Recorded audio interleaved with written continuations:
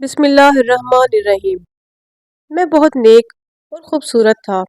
آئے دن خاندان سے میرے لیے لڑکیوں کے رشتے آتے، لیکن میں اپنے لیے کوئی اچھی اور نیک لڑکی ہی چاہتا تھا۔ ایک دن محلے میں ایک نقاب پوش عورت اپنی بیٹی کے ساتھ رہنے آئی۔ میں جب بھی باہر نکلتا تو وہ لڑکی میری راہ میں کھڑی ہو جاتی اور کہتی کہ مجھ سے شادی کر لو، خدا تمہارا بھلا کرے گا۔ نہ جانے میں کیوں اس کے آگے بے بس ہو گیا تھا۔ میں نے بنا سوچے ہی اسے نکاح کر لیا اور گھر لے آیا۔ جب میں رات کو کمرے میں آیا تو میری جان ہی نکل گئی، کیونکہ وہاں تو خالہ کلثوم آج بھی گھر آئے بھابھی کے ساتھ بیٹھی تھی اور ان کے ہاتھوں میں ڈھیر ساری لڑکیوں کی تصویریں تھی۔ میں نے ایک نظر بھابھی پر اور دوسری خالہ پر ڈالی اور خاموشی سے اپنا چائے کا کپ لیے ایک کونے میں بیٹھ گیا۔ بھابھی کہنے لگی، دیکھ لو حماد، اگر تمہیں کوئی پسند آتی ہے تو ہم اسے دیکھنے چلے جائیں گے۔ بھابھی نے مسکراتے ہوئے دو چار تصویریں میری طرف بڑھائی۔ میں نے ان کو ہاتھ لگائے بغیر ہی بھابھی سے کہا، مجھے کسی ایسی لڑکی سے شادی نہیں کرنی جو اپنی تصویریں یوں بانٹے۔ میری بات سن کر خالہ کلثوم ناراضگی سے کہنے لگی، یہ کیا بات کر دی بیٹا، یہ تو آج کل کا دستور ہے، لوگ پہلے بیٹیوں کی تصویریں بھیجتے ہیں پھر انہیں دکھاتے ہیں۔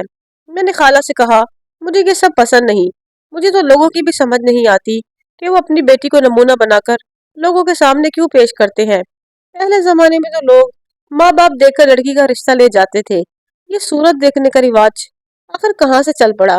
بھابھی ہنس کر کہنے لگی، میرا دیور ابھی بھی پرانے زمانے میں جی رہا ہے، اب تو لڑکے لڑکیاں خود ہی پسند کی شادی کر لیتے ہیں۔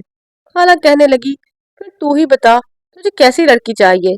میں نے خالہ سے کہا، میری کوئی لمبی چوڑی ڈیمانڈ نہیں، مجھے صرف نیک اور شریف لڑکی چاہیے جسے کسی نے نہ دیکھا ہو اور جو پردہ کرتی ہو، ہمیشہ مجھ سے وفادار رہے۔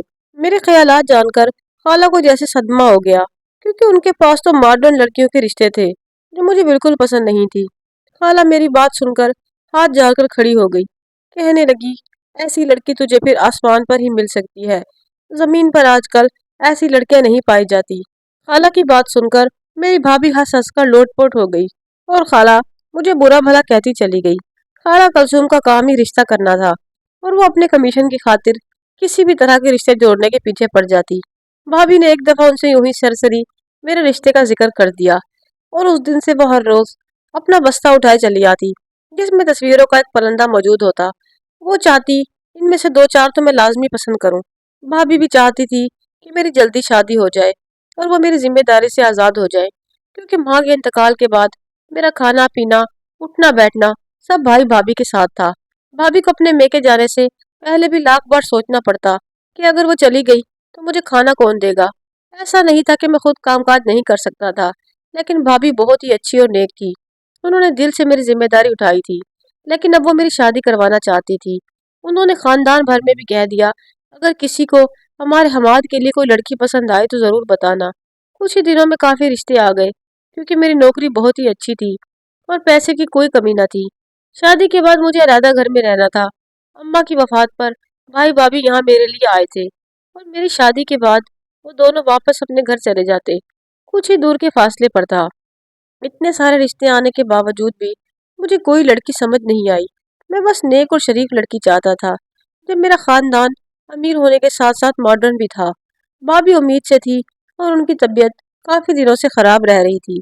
ایک دن جب ان کی طبیعت زیادہ خراب ہوئی تو میں نے انہیں خود کہا کہ وہ اپنی امی کے پاس چلی جائیں، کیونکہ انہیں دیکھ بھال کی ضرورت ہے اور ایسا نہ ہو کہ کہیں میری وجہ سے ان کی طبیعت بگڑ جائے۔ پہلے تو بھابھی انکار کرتی رہی، لیکن جب انہیں خود بھی محسوس ہوا کہ ان کی طبیعت کافی خراب ہے تو وہ کہنے لگی، حماد تم ہی مجھے چھوڑ آؤ۔ میں فوراً ہی جا کر ٹیکسی لے آیا اور بھابھی کو ٹیکسی میں ان کے سامان کے ساتھ بٹھا دیا اور خود اپنے موٹر سائیکل پر ان کے ساتھ ساتھ چل پڑا۔ بھابھی کی حالت ایسی نہیں تھی کہ میں انہیں موٹر سائیکل پر بٹھاتا۔ بھابھی کا میکا کافی دور تھا اور انہیں چھوڑ کر آنے میں مجھے 2 گھنٹے لگ گئے۔ جیسے ہی میں اپنے محلے میں داخل ہوا تو میں نے عزیز بھائی کے گھر پر سامان اترتا دیکھا۔ عزیز بھائی کو ہمارا محلہ چھوڑ کر گئے مہینہ ہونے والا تھا۔ وہ میرے ابا کے بہت اچھے دوست تھے۔ میں حیران ہوا کہ یہاں کون لوگ آ گئے ہیں، جبکہ عزیز بھائی نے تو اپنا گھر فروخت بھی نہیں کیا تھا۔ پھر پتہ چلا کہ وہاں 2 عورتیں کرائے پر رہنے کے لیے آئی ہیں۔ میں واپس گھر آیا اور اپنے کام کاج میں لگ گیا، کیونکہ بھابھی گھر پر نہیں تھی اور گھر گرہستی بھی مجھے ہی دیکھنی تھی اور نوکری پر بھی جانا تھا۔ میں پہلے سے کہیں زیادہ مصروف ہو گیا۔ भाई नौकरी पर गए हुए थे। जब उन्हें पता चला कि भाभी की तबीयत खराब है तो उन्होंने मुझे फोन करके कहा कि वो भी भाभी के साथ उनके घर पर ही रुक जाएंगे। मुझे भला क्या मसला हो सकता था। वैसे भी भाभी इस वक्त जिस नाजुक दौर से गुजर रही थी, उन्हें भाई की जरूरत थी और भाई को उनके साथ होना चाहिए था। अगले दिन जब मैं दफ्तर के लिए निकला तो अजीज भाई के घर के दरवाजे पर मैंने एक नकाबपोश औरत को देखा। उसके साथ उसकी बेटी भी मौजूद थी और वो भी नकाब में ही थी। मैं उसका चेहरा तो नहीं देख पाया, लेकिन जैसे ही उसने नज़र उठाकर मेरी तरफ देखा तो हम दोनों की नज़रें आपस में चार हुई और उसकी आंखों में ऐसी चमक थी, वो आंखें मुझे याद रह गई। ये एक सरसरी सी नज़र थी जिसने मेरी पूरी ज़िंदगी बदल दी। शाम को जब मैं दफ्तर से लौट कर आया तो वो अपने घर के दरवाजे पर खड़ी थी और मुझे देख रही थी। उसका चेहरा दुपट्टे में छुपा हुआ था। ना चाहते हुए भी मेरी नज़र उसकी तरफ उठी तो उसकी आंखों में मकनातीसी चमक मुझे अपनी जानिब खींचने लगी। दिन यूं ही गुजर रहे थे और वो हर रोज़ मुझे मेरे रास्ते में नजर आती। मैं उसे देखकर मैं उसे देखकर नज़र झुका लेता। कुछ दिन तो ये सिलसिला बस यूं ही चला, लेकिन उसके बाद एक दिन मेरी जान ही निकल गई जब वो मेरे रास्ते में आ खड़ी हुई और कहने लगी, खुदा के लिए मुझसे शादी कर लो, खुदा तुम्हारा भला करेगा। उसकी बात सुनकर मैं हैरान रह गया और मैंने फौरन इधर उधर देखा, लेकिन जहाँ अजीज भाई का घर था वहाँ मोहल्ले का इख्तिताम होता था, इसलिए वहाँ लोग भी नहीं होते थे। मुझे इस बात का खौफ था, अगर किसी मोहल्ले वाले ने इस तरह हमें देख लिया तो क्या क्या फसाने न बनाए जाएंगे। मेरी पारसाई का और शराफत का पूरा मोहल्ला गवाह था, लेकिन इंसान की एक छोटी सी गलती उसकी उम्र भर की नेकी को मिट्टी में मिलाने के लिए काफी है। इस सोच ने मुझे परेशान कर दिया था। मैं उसकी बात का जवाब दिए बगैर खामोशी से घर चला आया। मैं सोच रहा था कि उस लड़की ने मुझे शादी के लिए प्रपोज क्यों किया, जबकि हम दोनों एक दूसरे को जानते भी नहीं। मुझे तो उसका नाम भी नहीं पता और मुझे लगा शायद वो ऐसे कह रही होगी। जो भी था, इस बात ने मुझे परेशान कर दिया था और मैं सारी रात को देर से सो भी नहीं पाया। मेरे जहन में बार बार उसकी चमकती हुई आंखें आ रही थी। फजर की अजान पर मैं बेताब होकर उठा और रब के हजूर पेश हो गया। ये मेरी जिंदगी में पहली दफा था जब किसी लड़की के ख्याल ने मुझे रात भर न सोने दिया था। मैंने अपना मसला खुदा के हजूर पेश किया और दुआ की, मुझे इस मुश्किल से निकाल दे, और अपने मुकर्रर वक्त पर दफ्तर के लिए निकला। आज भी वो मेरे रास्ते में खड़ी थी। उसे देखते ही मुझे अजीब सी घबराहट का एहसास होने लगा। इज्जत सिर्फ औरत की ही नहीं बल्कि मर्द की भी होती है, और जब बदनामी होती है तो मर्द की बख्शिश भी नहीं होती।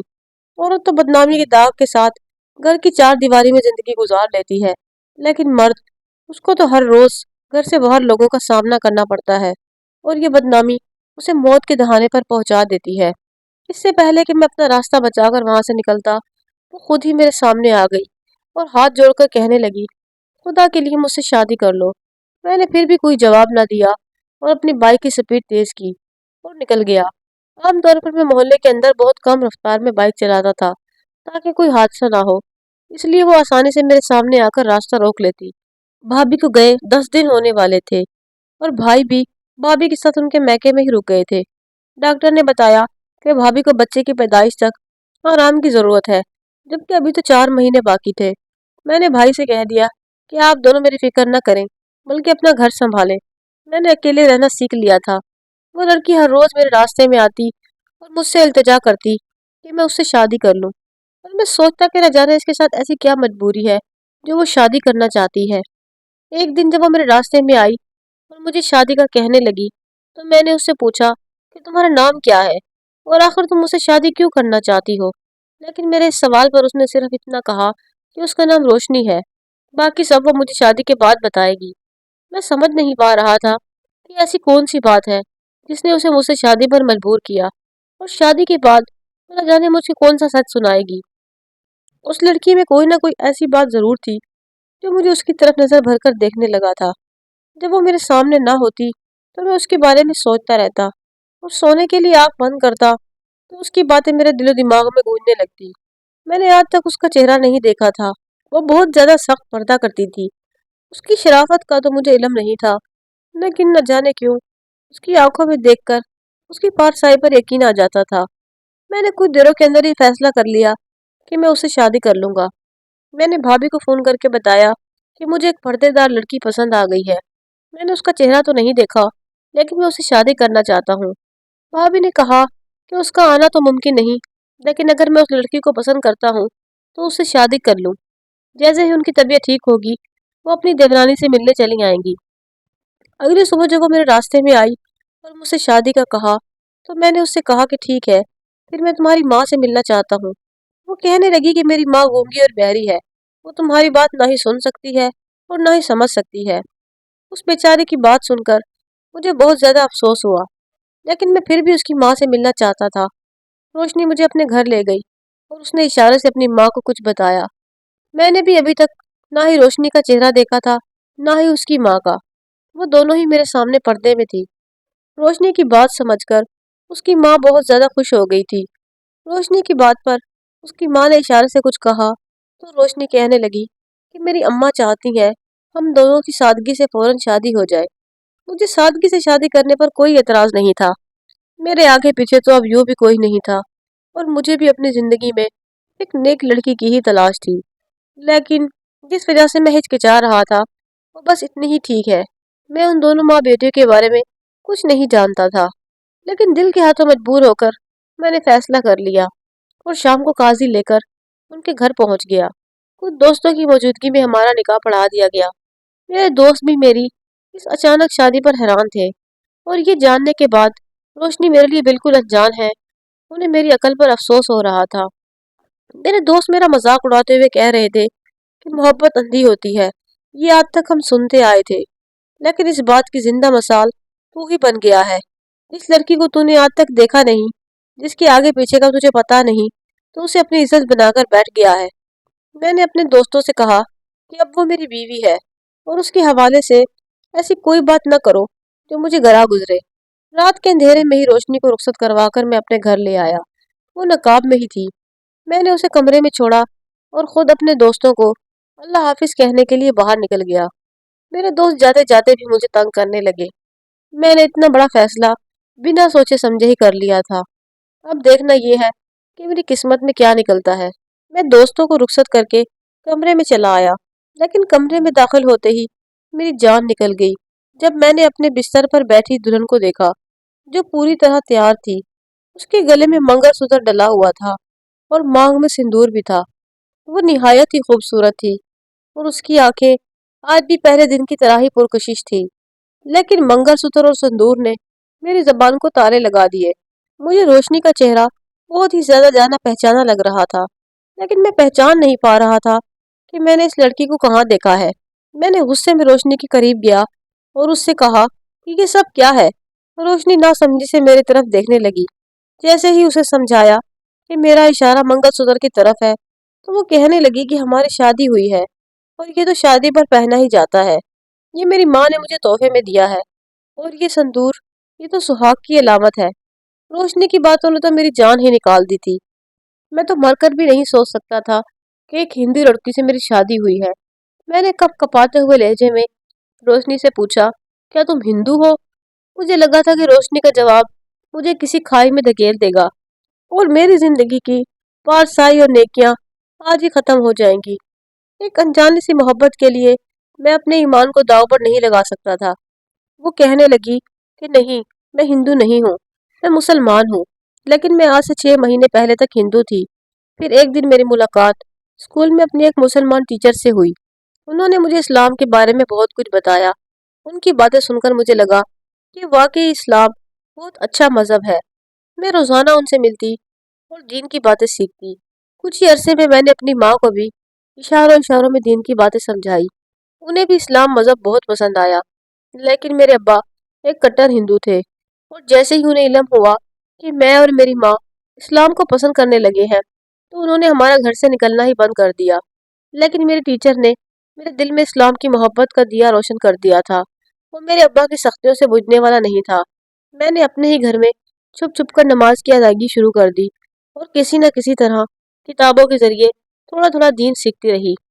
جب میں کچھ عرصہ سکول نہیں گئی تو ایک دن وہی ٹیچر مجھ سے ملنے کے لیے گھر آ گئی اور میری بدلتی ہوئی حالت کو دیکھ کر انہوں نے کہا کہ اگر میں اسلام کے مطابق زندگی گزارنا چاہتی ہوں تو وہ میری مدد ضرور کریں گی۔ میری ٹیچر نے کچھ ہی دنوں میں مجھے اور میری ماں کو ہمارے گھر سے نکال لیا اور ایک اسلامی سینٹر لے گئی جہاں ہم نے باقاعدہ کلمہ پڑھ کر اسلام کو قبول کیا۔ لیکن میرے ابا ہم دونوں کے پیچھے اسلامی سینٹر تک بھی آ گئے اور پولیس میں رپورٹ درج کروا دی کہ میری ٹیچر نے ہمیں زبردستی مسلمان کیا ہے۔ میں اور میری ماں خبروں کی زینت بن گئے۔ ساری دنیا کو پتہ چل گیا کہ ہم نے ہندو دھرم چھوڑ کر اسلام قبول کر لیا ہے۔